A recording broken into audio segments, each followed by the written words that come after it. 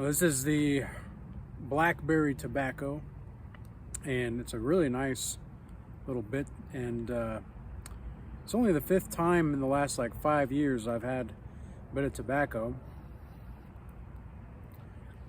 But you know, as of recently, I've really found it to be meditative, and I get the sense that I get closer to God when I'm with it, which is kind of strange because most Christians would say that it's quite the opposite, right?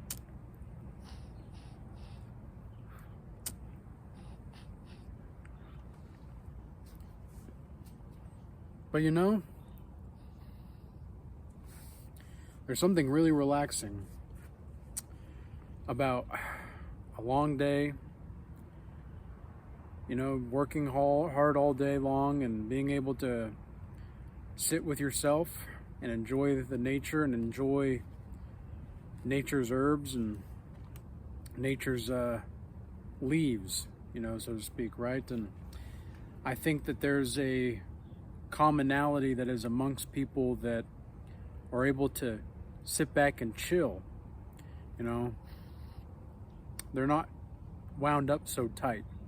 A lot of people are hyper religious, and I think the biggest enemy to Christianity is false believers.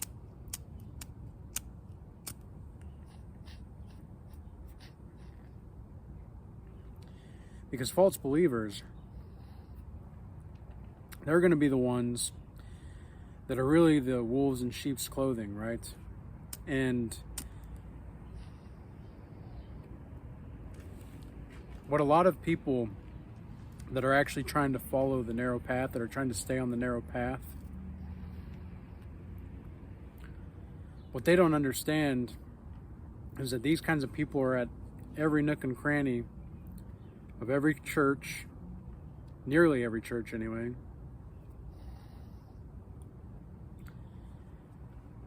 Everywhere you go. I'd rather have an enemy in plain sight than some random person that claims to be a Christian and a follower of Christ, but actually, you know, sees the way that I live my life to be so satanic and so dangerous, when all I'm doing is just meditating with God.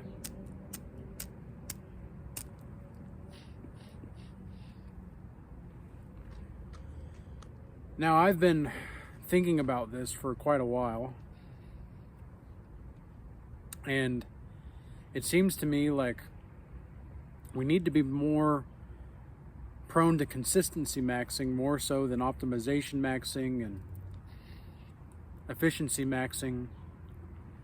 Because the reason that so many people are wound up and they're stiff-necked, you know,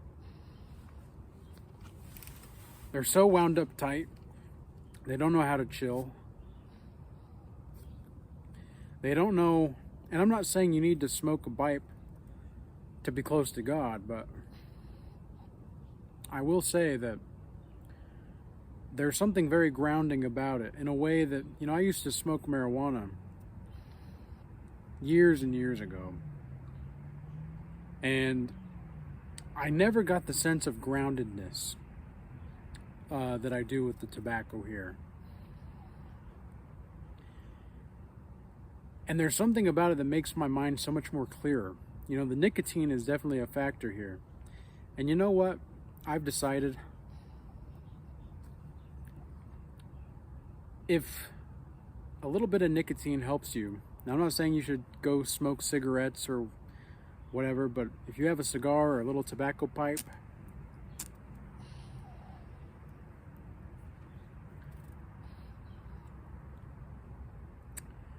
if this works for you to clear your mind a little bit,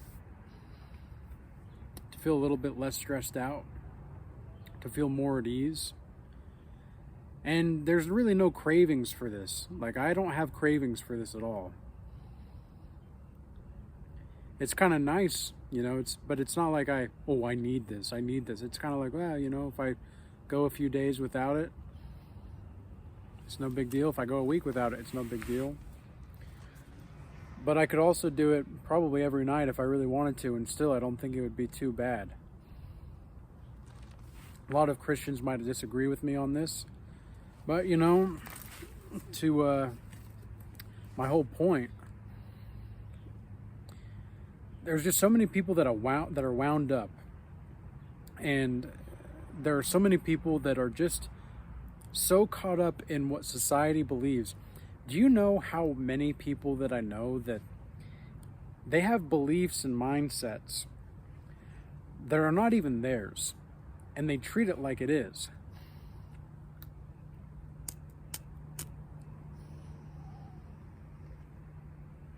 They treat their thought algorithms as if there's some kind of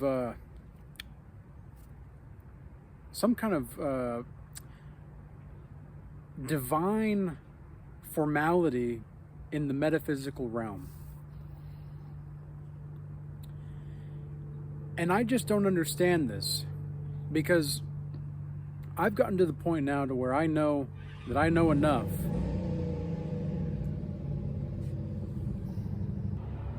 I know enough to know that I don't know anything. And that as long as I have spirit and truth, really everything's going to be put into place no matter what. Doesn't mean that there's not going to be any hardships. Doesn't mean that there's not going to be misunderstandings or miscommunication sometimes. But for the most part, things are pretty clear, and anything that's trying to make your way and your path unclear, that's of the devil, no doubt about it. Because they're trying to doubt you, trying to cause doubt in you, trying to ensure that they put so much noise around you that you can't think clearly. But as long as you've got the ability to stay consistent in how you show up for yourself, and you show yourself some love, and you show yourself some compassion, you know how to fill your cup. Because I think shame is a useful emotion, but it's not useful if you're manipulated into being induced into shame. Shame is supposed to be an emotion that you feel when, in the context and the confines of your character, are being disrupted or exploited to some degree, in which you have little to no choice but to feel such embarrassment for your decisions that you're coerced by your own spirit, by the will of God inside of you, to make things right, to become less of a detriment and a liability to the other people around you, and more of a asset.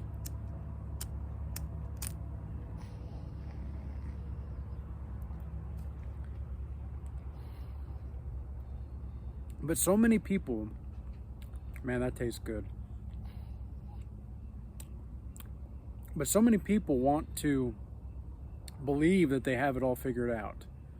They want to believe that, oh, well, they know Christ more than, like, specifically Christians here. Because this is more of like, just thinking about Christianity as a whole. Because I follow Christ, of course, but sometimes dealing with Christians is hard. And the people that are not Christian, that think that they've got it all figured out, that they don't need to know Christ, and yet, they've got a solid life on the outside.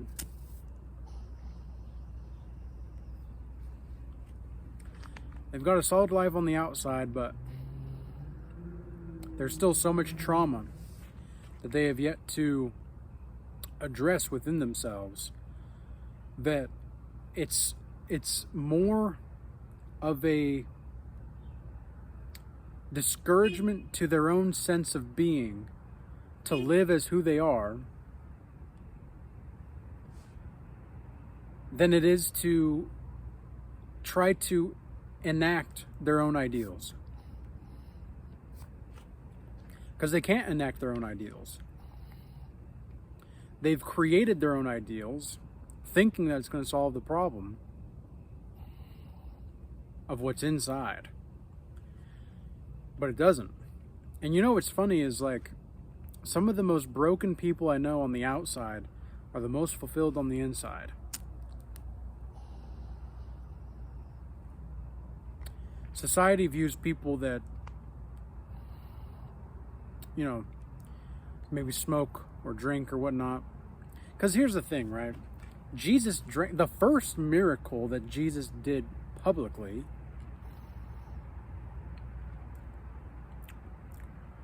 was wine, turning water into wine. It wasn't turning water into Sprite. Okay, it wasn't turning water into orange juice. It was wine. Now, why is that? Why do you think that God himself, his first miraculous endeavor that was public, would be turning water into wine? What exactly do you think is the message that God is trying to send there?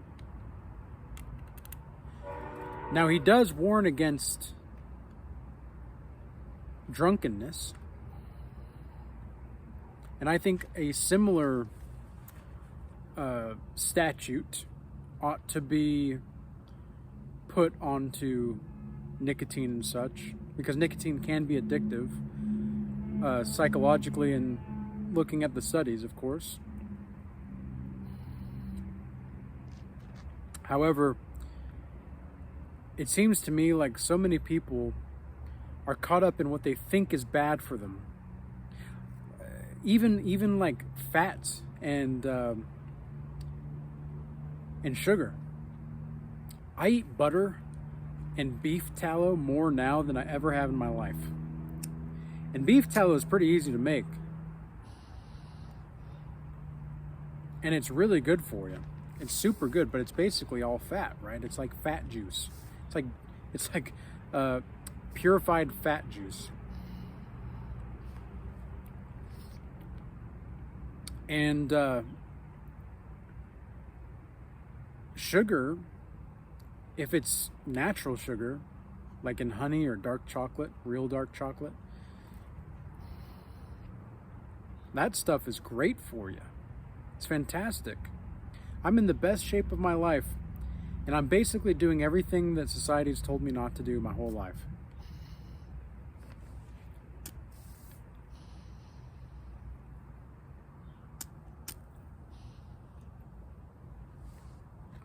Which is very perplexing to me sometimes, because my life is definitely not perfect, but I have done what I've wanted to do. The minute that I realized that society is going to judge you whether you do something, it's going to judge you whether you don't do something, that's when I decided to just do what I want. And you know, I've gotten closer to God for it. It's very weird. It's very weird how that happens, huh? Now, this is not to say that I know exactly what's going on in the world. I have no clue. I have no clue what's really going on. I think if anybody's being honest, they'll admit that they have no clue. And that's something that I used to be afraid of, you know. I used to be afraid that nobody knows what's going on. I used to be afraid that nobody really understands what's happening in the world. And then I realized that this is the liberating truth. Nobody really knows what's going on. How great is that? This is not to say that we shouldn't have morals, or we can't have morals, or we can't have laws or anything like that. But how freeing is it to live your life on your own terms? and to just trust that God's going to provide for you no matter what obstacle comes your way, no matter what stands in your path. You're going to make it. If the Red Sea is in front of you, God's going to part it. Now, you're going to still have to walk. You're still going to have to go through that crap, because that's no joke. You're still going to maybe have to be in the desert for 40 years afterward trying to figure out what to do now that you've escaped tyranny. Well, now you're hungry. It's like, well, shit. Well, excuse my French there. But that's the point. We're not perfect. I know I'm not perfect, and I don't pretend to be. And I guess I'm just tired of Christians and non-Christians alike pretending like they are perfect, when in reality, all the true followers of Christ that I know, like in the Regal Change Academy, for example, the true followers of Christ that are in there, they know they're not perfect. And ironically, it's the people that know that they're not perfect are the most pleasant to be around. Because they're not going to judge you. They might warn you against a few things, or let you know if you're doing something wrong, because you want people that are around you that are going to call you out if you're doing something stupid.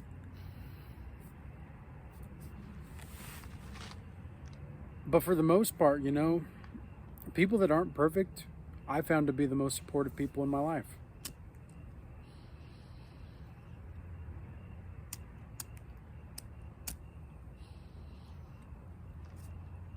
And it's really something,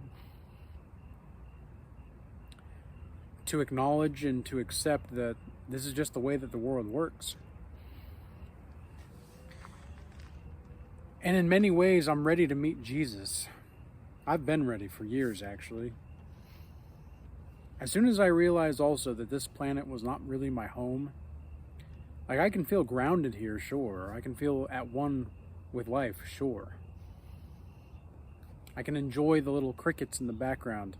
I can even enjoy all the crap noise that's been going throughout this video, trying to stop this message from going out.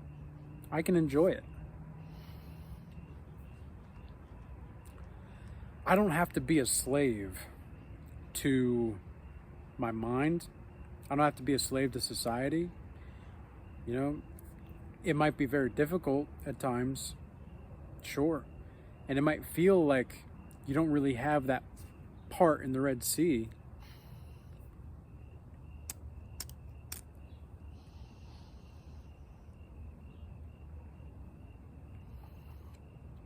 But at the end of the day, and at the beginning of the day,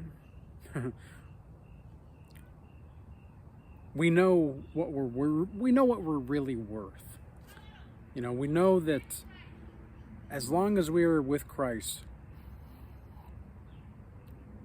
and we're not sinning, and I don't really say all things in moderation. I know some people do. But the thing is like, to some degree, like, sometimes you can't do things in moderation. Other times you're going to have to go all in. Like, in life, you're either all in or you're all out. That doesn't mean that, like, it's true that, like, all things in moderation can be positive perspective, but also, like, is that your thought? Is that your thought algorithm, let's say? Like, is that your way of viewing the world? Or is that something that you've adopted? I'm just asking a question, because I've thought about this for myself recently. Like, just how much of the life that I'm living is actually mine. No, because I know I'm saved by Christ. I've chosen Christ, and He's chosen me. My heart belongs to Jesus Christ. My heart belongs to the Most High God. He owns me, And it's not like I'm a slave. I'm a willful servant. And atheists will hear that and be like, whoa. It's like, oh, you love your shackles, huh? It's like, it's not that. It's not that at all. I'm not shackled with Jesus. I'm shackled in sin.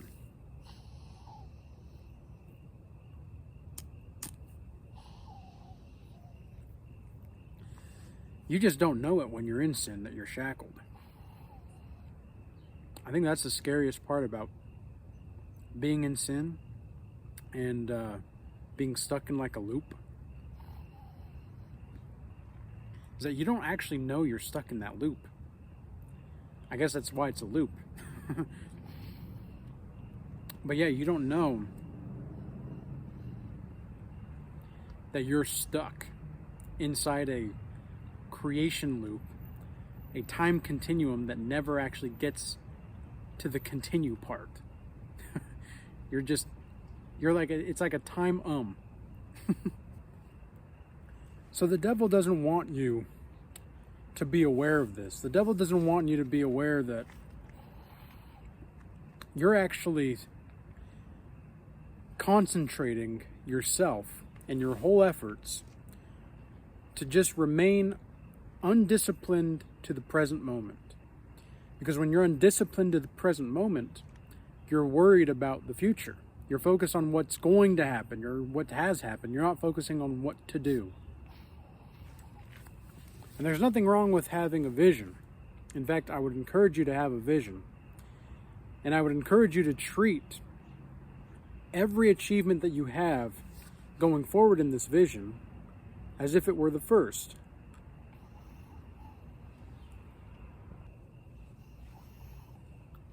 But you need to acknowledge that maybe, just maybe, you don't quite have all the answers. Maybe, just maybe, it's okay to not know. There's a beautiful song called Paradise.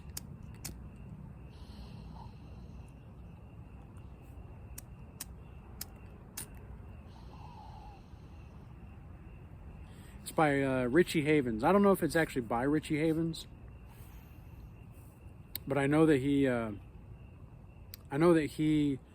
covers it at least. And one of the lines in the song, the lyrics is, as long as I've got a place to go, and as long as I'm still breathing, that's all that I need to know. And I think for most people, this is actually more true than they want to let on. But, alas, here we are. And the only thing that we really need to focus on is just that we are joyful. That we take the pain and we understand that we'd rather have the pain than the regret. Because nobody gets out alive in this. I don't know if anybody's told you that. Nobody gets out alive. So what are you worried about? What are you planning for? Why are you planning for it? Maybe it's time to take a chill pill. Sometimes the best way to move quicker is to not stop altogether and not really analyze either. It's just being. You don't always need to be in a rush. And this is what pipe smoking has taught me, especially over the past few weeks.